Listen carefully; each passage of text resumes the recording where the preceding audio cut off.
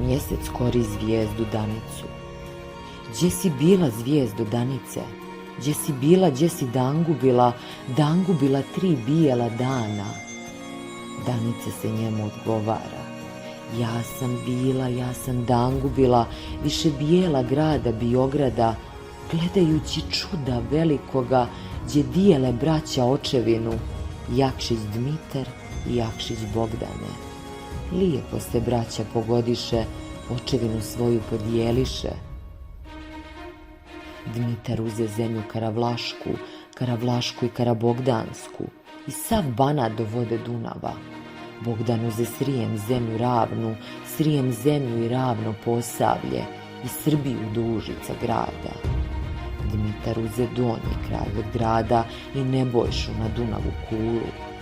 Bogdan uze gornji kraj od grada i Ružicu crkvu nasred grada. O malo se braća zavadiše, da okošta već je ni okošta. Oko vrana, konja i sokola. Dmitar ište konja starješinstvo, vrana, konja i siva sokola, Bogdan njemu ne da ni jednoga. Kad ujutru jutro osvanulo, Dmitar uzja vranca velikoga i on uze sivoga sokola, pak polazi u lovu planinu, a doziva Ljubu Anđeliju.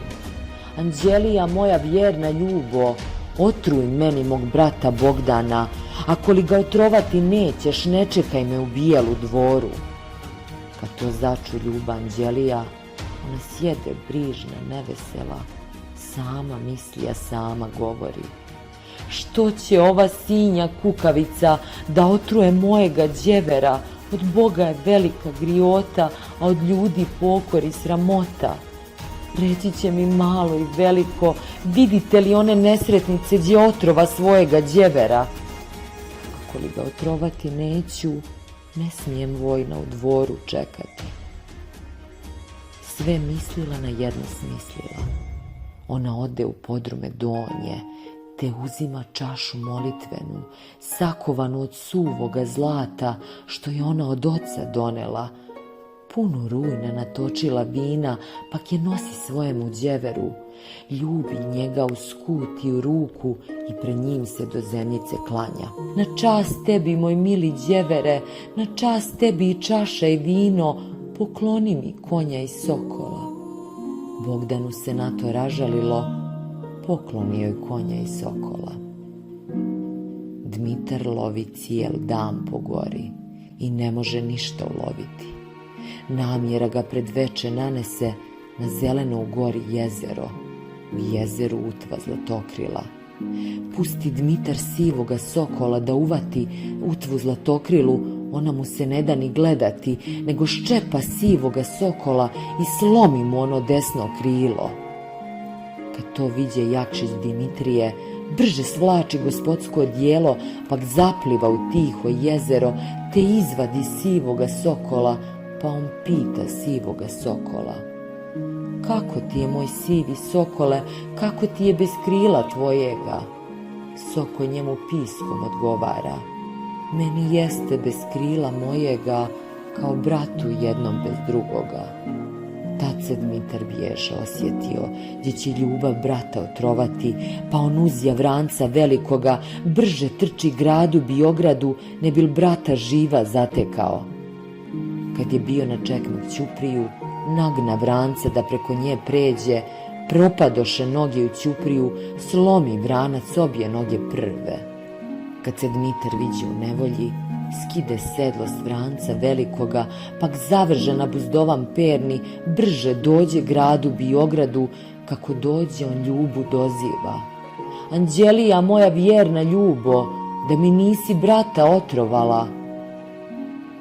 Anđelija njemu odgovara: nijesam ti brata otrovala, već sam te s bratom pomirila. Dioba Jakšića je narodna epska pesma starijih vremena. Pripada ciklusu pesama koji obuhvata tematsko-motivski krug o posljednjim vladarima i velikašima koji su vladali neposredno pre pada srpske države pod tursku vlast 1459. godine. Jakšići su istorijski potomci Jakše, vojvode Đurđa Brankovića. Istorijski su upamćeni kao Stefan i Dmitar, dok ih narodna pesma pamti kao Dmitra i Bogdana.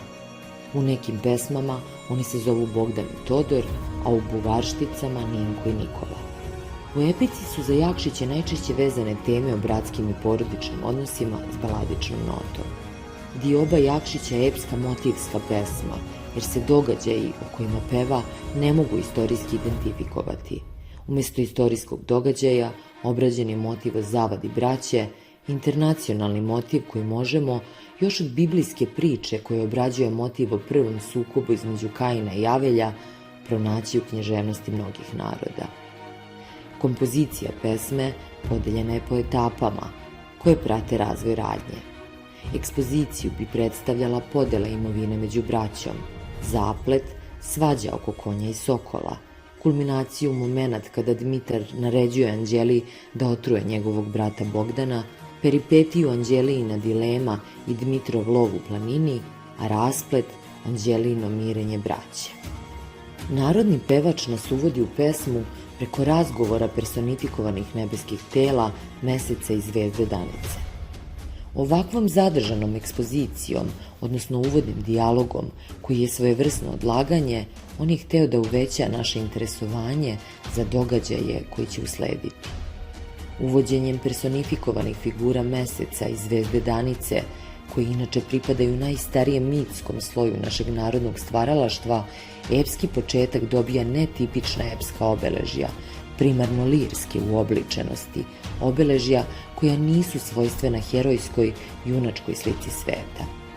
Žanrovsko prožimanje je karakteristično za pesme dugog stiha, bugarštice, koje su poslednjim vladarima posvetile najviše pažnje. Mnogi deseteračke epske pesme su prerađene bugarštice, pa nije isključeno i da je to pesma Dioba Jakšića. Kosovska bitka 1389. jeste bila tragedija srpske države, ali nije bila i njen kraj. Konačna propast došla je sa padom grada Smedereva 1459. godine. Čitav 15. vek bio je obeležen grčevitom borbom da se sačuva srpska država. Brankovići, Lazarevići i ostala srpska vlastela i velikaši često su imali suprotstavljene političke težnje i vizije nacionalnosti, što je remetilo unutrašnji red i dodatno otežavalo i onako težak položaj srpske države. Ovakve istorijske prilike predstavljaju istorijsku pozadinu pesme Dioba Jakšića. I braća, kao i srpski velikaši, dele posede i bore se za starešinstvo, odnosno vlast. Iz perspektive nebeskog, sukob je imenovan kao čudo neviđeno. Teritorijalni integritet zemlje na makroplanu, odnosno celovitost porodice na mikroplanu, vrednosti su koje se kao zaveti vladara, odnosno starešina porodice, čuvaju kao svetinje i pred Bogom i pred ljudima. Čak su i mesec i zvezda Danice začuđeni time što braća dele očevinu u vremenu kada bi trebalo da je štite i da budu ujedinjeni u borbi protiv neprijatelja. Pesnik pomoću porodičnog sukoba ukazuje na apsurdnost i štetnost sličnih odnosa na širem planu. Zvezda Danica opisuje zemaljski prizor odozgo, obuhvatajući najširu sliku i vremenski raspon od 3 bijela dana, čime je uvedena nova dimenzija posljedica jedne pogubne pojave deobe. Čudo veliko počinje deobom zemalja i gradova, zatim delova Beograda. Slika se zaustavlja na odlučujućoj motivaciji porodične drame, sukobu oko konja i sokola, koji je treći član trodnevnog čuda. U prikazivanju deobe braće, pesnik se služi hiperbolom u okviru kataloga podeljenog imanja. Čitava hiperbola u funkciji je kontrasta prema pravom uzroku zavade. Braća su se zapravo posvađala oko na izgled beznačajnih stvari, konja i sokola. Međutim, ovi motivi imaju veliku epsku vrednost i težinu. Konj i soko, zajedno sa oružjem, važni su epski atributi junaka i bitni segmenti opisa epske biografije. Oni su viteški atributi i sin koji ih nasledi od oca, starešina je porodice, ujedno i veći junak. Pripadali su po običajnom pravu najstarijem sinu. Kroz mitove svih naroda postoji kompleks značenja vezan za konja. Izuzetan konj ne može pripasti bilo kome. Konj simbolizuje zbir osobina po kojima je njihov gospodar jedinstven. Onaj kome pripadne konj dobija priznanje da je bolji junak. To je pitanje epske dominacije. Arhaična podloga simbolike sokola uočava se najizrazitije u predstavama o drvetu sveta, koje obeležava plodnost, život i smrt, kosmičku osu u mitologijama svih naroda. Kroz epsku tradiciju Soko se identifikuje sa najboljim epskim junacima, obeležava epski status i ugled. Soko, odnosno orao, glas je savesti, čuvar najviših vrednosti i prave moći patrijarhalne zadruge. Nasledno, običajno pravo krši Bogdan kao mlađi brat, zahtevajući konja i sokola za sebe, što u Dmitru izaziva bes i nagoni ga da donese plahu, ishitrenu i nepromišljenu odluku. Bez obzira na činjenicu što je uvređen od strane mlađeg brata, koji se pohlepno drznuo da uzme ono što mu ne pripada, ne postoji opravdanje za odluku koju je Dmitar doneo. Dmitar odlučuje da ode u lov. Izvršenje zločina prepušta svojoj ženi. Odlazak u lov, bežanje je od odgovornosti. Dmitar beži od sebe, od ambivalentnih osjećanja prema bratu, kao i od osjećaja krivice. Patrijarhalna žena u svemu je počinjena mužu. Njeno uslovno rečeno javno delovanje determinisano je voljom muža. U narodnoj književnosti postoji stajaća reč kojom ona oslovljava muža, a to je gospodar, što samo po sebi aktivira vrlo indikativan značinski potencijal. Dmitar se Anđeliji obraća u imperativu i naziva je vjernom ljubom, čime dodatno pojačava snagu svoje naredbe. Ona naredbu muža mora izvršiti, jer je to kulturološki imperativ. Ona je verna ljuba, jer je i verni izvršilac volje muža. Upozorenje da ga u suprotnom ne čeka u bijelu dvoru dodatno je obavezuje, jer žena proterana iz kuće muža bila je trajno beščašćena. Njena dilema nesumnjivo je jedna od najvećih tragičnih dilema naše narodne književnosti. Otrovati devera pred Bogom je greh, a pred ljudima sramota, a ne sme da se ogluši o zapovesti muža sa druge strane. Anđelija postavlja čin ubistva najpre prema Bogu, a onda prema svim ljudima. Mogućnost ostvarenja grešne zapovesti pokazuje se kao gaženje božanskih i ljudskih zakona, potpuni ljudski i moralni pad. Anđelija ne želi da se ogreši ni o ljudski, ni o božanski zakon. Ona je religiozna, patrijarhalna, moralna. Njeno ime asocira na anđele, dobrotu, savršenstvo, pravednost. Molitvena čaša je simbol bitno uslovljen poetikom i semantikom svadbe. Običaj je da nevesta prilikom odlaska iz roditeljskog doma od oca dobije molitvenu čašu uz dobru molitvu. Iz čaše redom piju članovi porodice, zaključno sa deverom koji čašu predaje nevesti kao njen novi starešina i duhovno najbliži srodnik. Mlada čuva molitvenu čašu do smrti. Dever je odgovoran za snahu jer je on odvodi iz roditeljskog i dovodi u dom muža. On je posrednik između dva doma. Brat izvodi sestru na dobru molitvu, držeći je za desnu, a dever za levu ruku. Mlada prima molitvenu čašu baš iz deverovih ruku.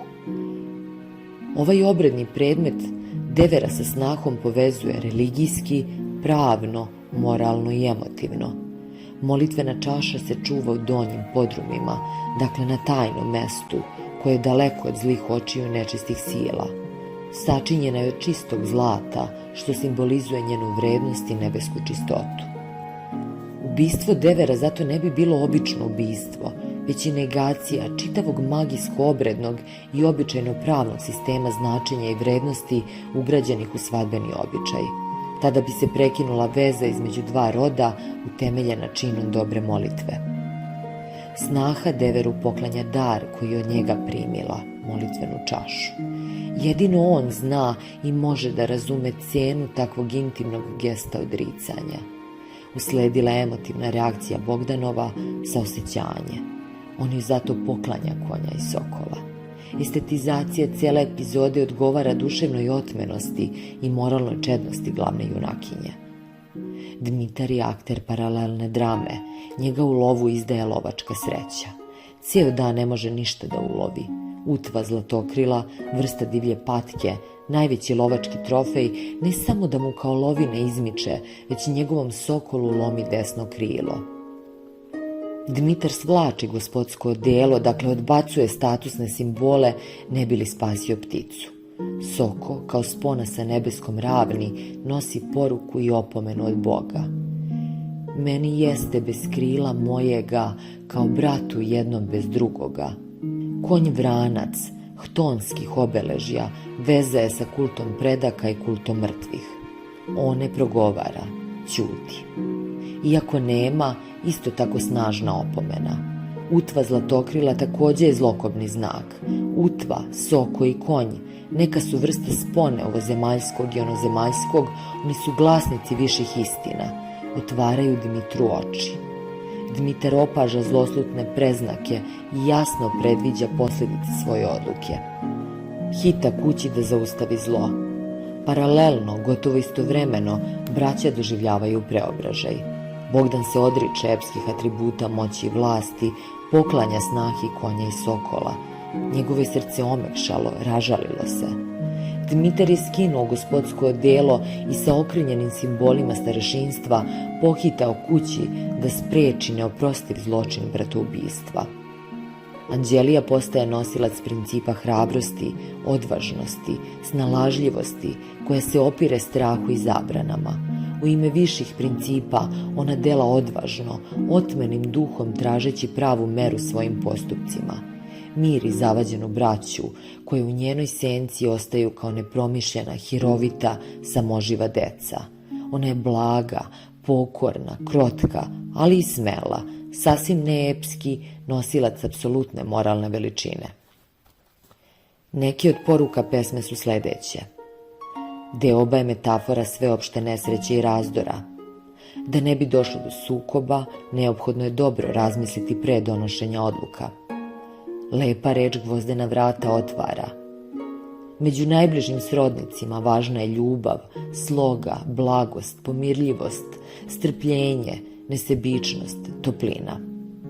Gramzivost, sebičnost, materijalne vrednosti kao statusni simboli ne smeju ugroziti viši etički poredak.